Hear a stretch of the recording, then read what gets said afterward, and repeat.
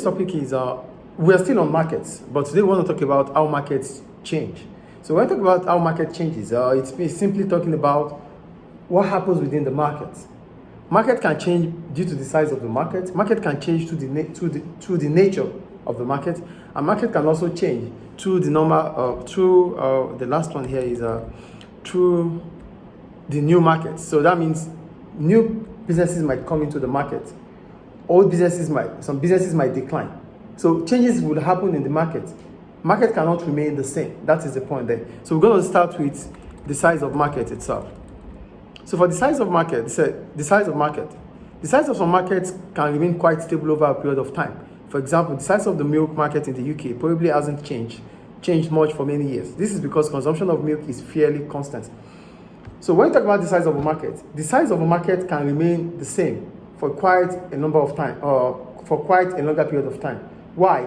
Because the demand for goods in that market is still almost the same.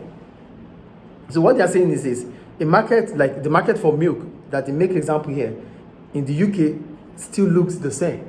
So that means the consumption for milk is still almost the same from the past until now. So the market does not change. The size of the market doesn't change. That is the point they are making there. So if the market continues to remain constant for over a period of time, it means the consumption in that market does not change for those periods of time. However, the majority of markets are likely to grow. For example, the future of global packaging to 2018 reports that the global packaging market stood at 799 million in 2012, increasing by 1% over 2011, with sales projected to increase by 3%. So what they are saying is this: not all markets will remain the same. Some markets will increase. Some markets will increase over time. And this might be because people start thinking about consuming certain products within the market. So there's need for that market to expand. So the market is not going to remain the way it is because people continue to consume. It's not like when the market is constant. That means the number of customers are still fairly the same for a long period of time. But here, it might not be the same with that same market if consumption continues to increase over time.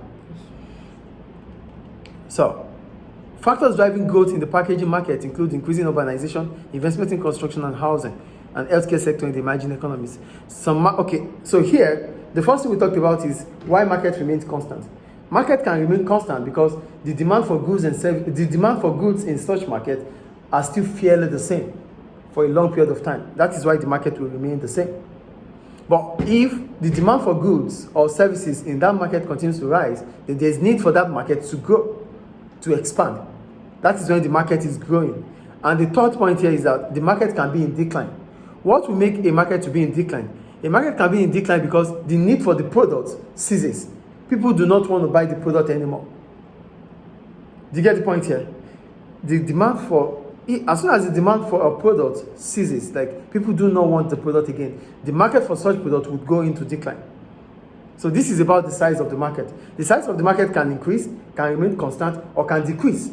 It remains constant if the demand for goods or services within that market remains the same. It increases, it expands if the demand for goods in that market increases. Then it could be in decline if the demand for goods ceases. People do not want to buy. Or the demand for such goods or the demand for goods in that market reduces. So the market goes in decline. That is the size of the market. So the size of the market here talks about how the market changes over time. It could increase, it could remain constant, and it can decrease. I think the size of the market is clear.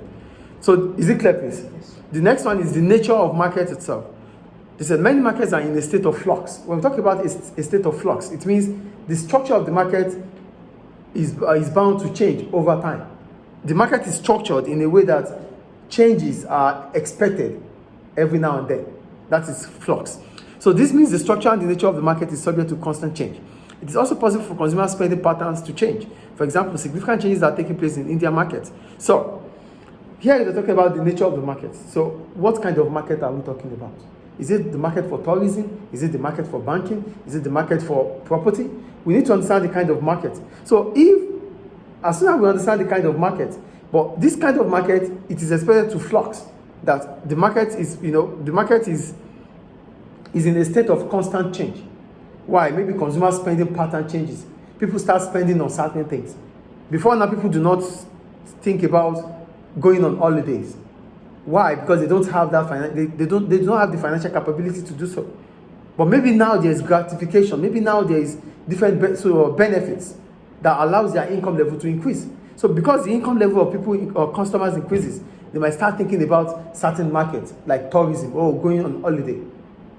Do you get it? So the market, the nature of that market, if it is, so the kind of market we're talking about might also change over time based on the patterns of spending. That is the point they are making here. Consumer pattern of spending. How do people want to spend now? How were they spending before? So if their pattern of spending changes, it might also bring about change in the market. Is it clear? Then the last one is new markets. So another way in which the market can change is through new markets. That means there is introduction of new products or new goods within the market. I'm going to read anyway. While it is possible for some markets to completely disappear, new markets are always developing. One big source of new market is from the development of emerging economies. So a new market could occur because new countries are developing. So there might be a discovery of new products, a discovery of new service by different countries. So that means a new market is coming entirely, the market that we have never seen before. Look at what technology is doing. So different markets have occurred because of technology. So you heard they said, this includes BRIC, that's Brazil, Russia, India, and China countries, and other developing nations such as Mexico, Thailand, Indonesia, and some South American countries. New markets also appear when completely new products are launched. So we talk about a new market because this market is bringing about a completely new product, a product that we have never seen before. So because this new product is coming into existence, it means the market that we know has already changed. Do you get the point I'm making here? So market will change due to the nature of the market. Market could change due to the size of the market. Market can also change if there is new market. A new market means a new product is launched. So these are the reasons why a market can change. Any question about it?